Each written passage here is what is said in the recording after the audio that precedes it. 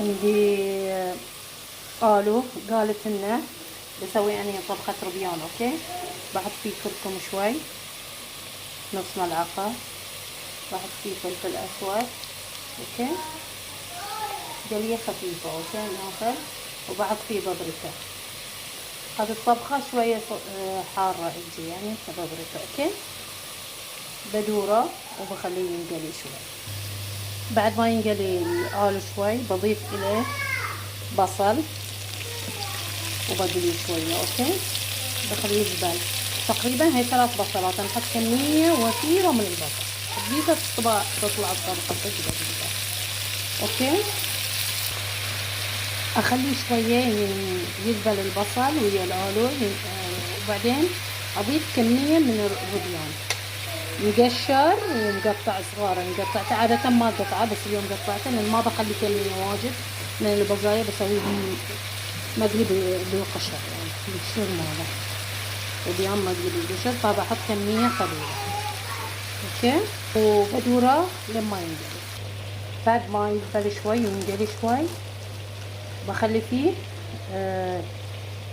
كف من الفلفل الاخضر. اوكي، واختياري اذا تحبون الزيتونه، تبون تحطون فيه توابل. اوكي، تقدرون تحطون بعد يصير طعمه لذيذ. بس انا استكفيت بهالطريقه. راح اقلبه. اوكي،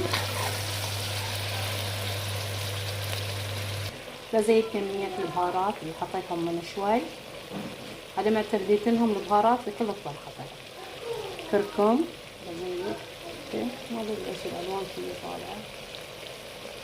فلفل اسود، عندي بابريكا.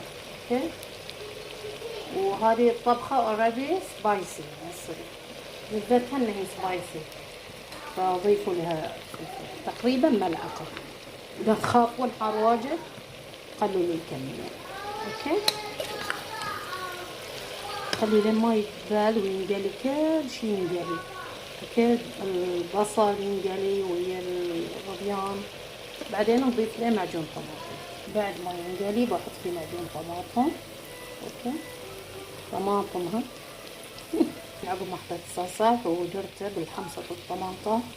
اوكي، بخلي هذا معجون الطماطم يعني معجون الطماطم. بخلي الرز المطبوخ. اوكي،